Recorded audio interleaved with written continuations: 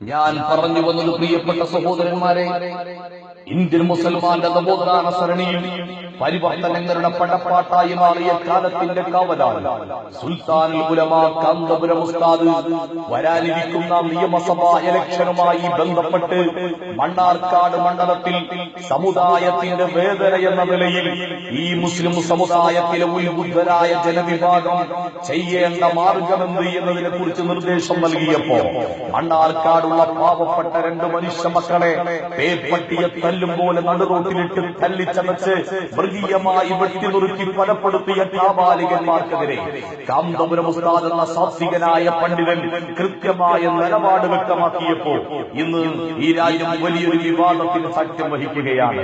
ആധുനിക ലോകത്തെ സോഷ്യൽ മീഡിയകളിലൂടെ, വാർത്താ മീഡിയകളിലൂടെ ആ വലിയ പണ്ഡിതനെ വളഞ്ഞിട്ട് ആക്രമിക്കുവാനുള്ള ഗൂഢമായ ശ്രമം നടത്തിക്കൊണ്ടിരിക്കുന്നു. ഇവിടെ ഒരു കാര്യം നമുക്ക് വ്യക്തമായി പറയാറുണ്ട്. ഇന്ത്യ രാജ്യത്തിലെ ന്യൂനപക്ഷ സമുദായത്തിന്റെ, പ്രത്യേകിച്ച് മുസ്ലിം സമുദായത്തിന്റെ സമുദ്ധാരണം എന്ന പേരിൽ രൂപം കൊണ്ടിരിക്കുന്ന സമുദായ രാഷ്ട്രീയ പാർട്ടി സാക്ഷാൽ മുസ്ലിം ലീഗിന്റെ നേതൃത്വത്തിൽ വർത്തമാന കേരളത്തിന്റെ മണ്ണിൽ സാഹചര്യം നടമാടിക്കൊണ്ടിരിക്കുന്ന മൃഗീയമായ അക്രമങ്ങളെ കുറിച്ച് പറഞ്ഞ് എന്റെ പ്രിയപ്പെട്ടവരെ, ഞെട്ടുന്ന രൂപത്തിലുള്ള അക്രമങ്ങൾക്കും കൊടിയ പീഡനങ്ങൾക്കും ഈ പ്രസ്ഥാനം നേതൃത്വം നൽകിക്കൊണ്ടിരിക്കുകയാണ്. രാജ്യത്ത് ശാന്തിയുടെയും സമാധാനത്തിന്റെയും കേന്ദ്രങ്ങളായി തല ഉയർത്തി നിൽക്കുന്ന പള്ളികളെ ആക്രമിക്കുവാൻ, പള്ളികളിൽ ദർസ് നടത്തുന്ന മുദരിസുമാരെ ആക്രമിക്കുവാൻ, അവിടെ പഠനം നടത്തുന്ന മുത്തഅല്ലിമീങ്ങളെ ആക്രമിക്കുവാൻ, രാജ്യത്തെ മദ്രസകളെ പൂട്ടിക്കുവാൻ, പരിശുദ്ധ ഖുർആൻ കത്തിക്കുവാൻ. നമുക്കറിയാം, അടുത്ത കാലത്ത് കണ്ണൂർ ജില്ലയിലെ ഓണംപറമ്പിൽ അള്ളാഹുവിന്റെ പള്ളി തച്ചുപൊടിക്കുവാൻ നേതൃത്വം നൽകിയത് ഇവിടുത്തെ സമുദായ രാഷ്ട്രീയ പാർട്ടിക്കാരനാണ്.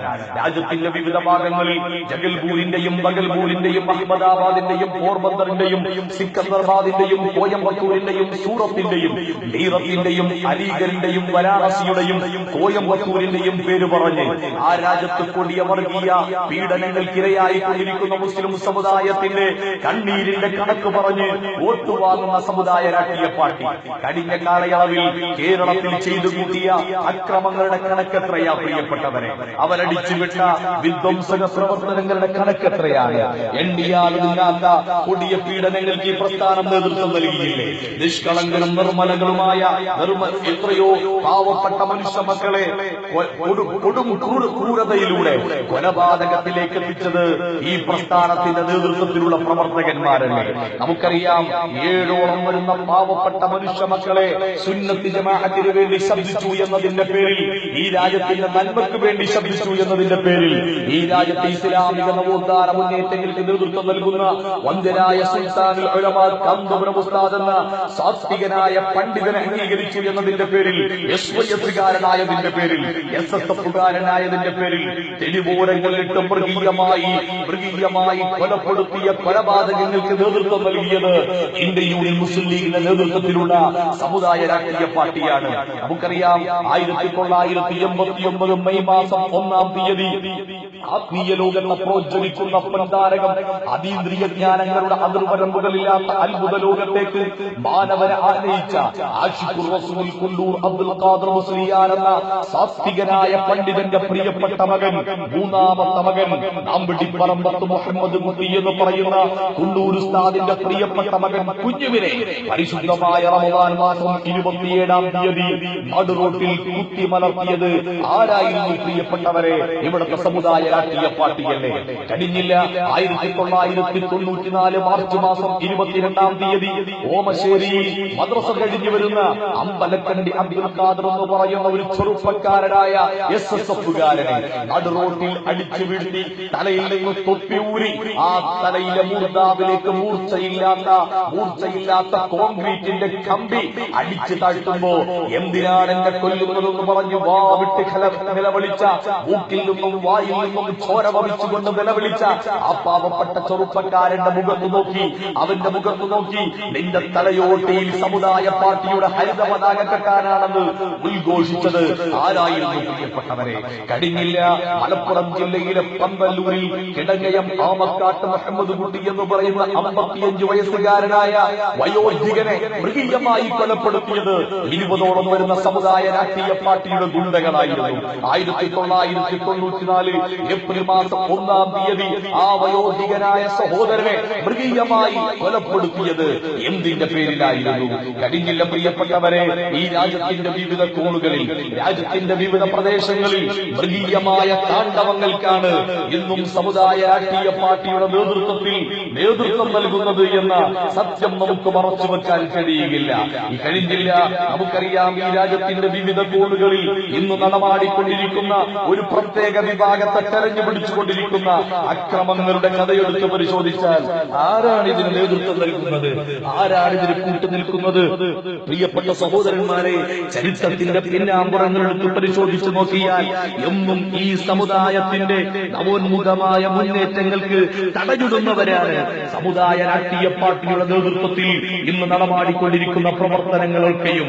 കഴിഞ്ഞില്ല, പൂക്കോട്ടൻ അബ്ദു എന്ന് പറയുന്ന, കുറ്റിമുച്ചിൽ അബ്ദു എന്ന് പറയുന്ന പാവപ്പെട്ട 36 വയസ്സുകാരനായ ചെറുപ്പക്കാരനെ 1995 ഫെബ്രുവരി മാസം 4-ാം തീയതി പരിശുദ്ധ റമളാനിൽ നോമ്പനുഷ്ഠിച്ച് തറാവീഹ് നമസ്കാരത്തിന്റെ ഇടയിൽ അടിപ്പള്ളയിലേക്ക് കടാര കുത്തിയിറക്കി പള്ളിയിൽ നിന്ന് വലിച്ചിഴച്ച് പുറത്തിട്ട് അതേ സമുദായ രാഷ്ട്രീയ പാർട്ടിയിലെ വീടിന്റെ കത്തളത്തിലെ മുസ്ലിം പെണ്ണുങ്ങളെ തെരുവിലിറക്കി ആ ചെറുപ്പക്കാരന്റെ മുറിവേറ്റ അടിവയറ്റിലേക്ക് മുളക് പൊടിയുടെ പാക്കറ്റ് പൊട്ടിച്ചു വിതറി വേദന കൊണ്ട് പൊളയുന്ന പാവപ്പെട്ട പൂക്കോട്ടൻ അബ്ദുവിനെ കൊലപ്പെടുത്തിയതാരായിരുന്നു? പ്രിയപ്പെട്ടവരെ, കഴിഞ്ഞില്ല, മഞ്ചേരിയിൽ അബ്ദു ഹാജി എന്ന് പറയുന്ന വയോധികനായ ഒരു സഹോദരനെ പരിശുദ്ധമായ ദീനിന്റെ വിഷയം പറഞ്ഞതിന്റെ പേരിൽ പള്ളിയുടെയും മദ്രസയുടെയും നഗത്തളത്തിൽ ഇസ്ലാമിക മൂല്യങ്ങൾക്ക് ചേരാത്ത ആശയ പ്രകടനം നടത്തിയപ്പോ ഖുർആൻ പാരായണം നടത്തിക്കൂടെ എന്ന് ചോദിച്ചതിന്റെ പേരിൽ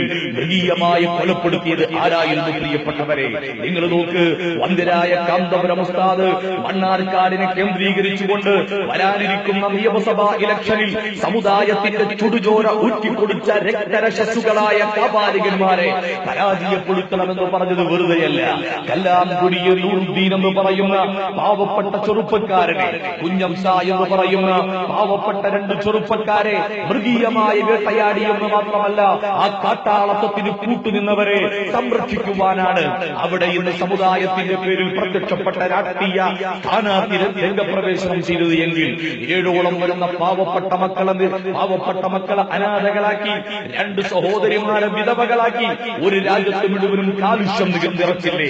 നമുക്കറിയാം, കൊണ്ടാനോമയിലെയും അബൂദലീബിലെയും സാമ്രാജ്യത്വ പട്ടാളക്കാരൻ കാട്ടിക്കൂട്ടുന്നതിനേക്കാൾ ഏറ്റവും മൃഗീയമായ കോലത്തിൽ നൂറുദ്ദീൻ എന്ന് പറയുന്ന പാവപ്പെട്ട ചെറുപ്പക്കാരൻ പാലക്കാട് ജില്ലയിലെ മണ്ണാർക്കാട് താലൂക്കിലെ കാഞ്ഞിരപ്പുഴ പഞ്ചായത്തിലെ നൂറുദ്ദീനെ മൃഗീയമായി വേട്ടയാടിയപ്പോ ഒറിവിന്റെ പഹരത്തിൽ ചോര ഒലിച്ച് സക്കറാത്തിന്റെ ഹാലിൽ ഒരിറ്റ് വെള്ളത്തിന് വേണ്ടി യാചിച്ചപ്പോ അവിടെ സമുദായ രാഷ്ട്രീയ പാർട്ടിക്കാരൻ തുടിപൊക്കിയിട്ട പാവപ്പെട്ടവന്റെ വായിലേക്ക് മൂത്രമൊഴിച്ചു കൊടുത്തുവെങ്കിൽ കഴിഞ്ഞില്ല, കുഞ്ഞംസ എന്ന് പറയുന്ന കുഞ്ഞഹംസ എന്നായി പറയപ്പെടുന്ന പാവപ്പെട്ട ചെറുപ്പക്കാരനെ 46-ലധികം വെട്ടിയിട്ടാണ് മൃഗീയമായി കൊലപ്പെടുത്തിയത്. ഈ രൂപത്തിൽ രാജ്യത്ത് വിധ്വംസക പ്രവർത്തനങ്ങൾക്ക് നേതൃത്വം നൽകുന്ന കാട്ടാളത്തിന്റെ കരങ്ങളെ സഹായിക്കാൻ ഒരിക്കലും ഈമാനുള്ള, വിശ്വാസമുള്ള, ഈമാനിക ചൈതന്യമുള്ള ഒരു പ്രവർത്തകനെ സംബന്ധിച്ചിടത്തോളം സാധിക്കുകയില്ല. അല്ലാഹു തആല സമുദായത്തിന്റെ നന്മയ്ക്ക് ഉതകുന്ന രാഷ്ട്രീയ നേതൃത്വത്തെ പ്രവർത്തകന്മാരെ പഞ്ചായത്ത് മുതൽ പാർലമെന്റ് വരെ നമുക്ക് നൽകുമാറാവട്ടെ എന്ന് ആത്മാർത്ഥമായി പ്രാർത്ഥിക്കുകയാണ്.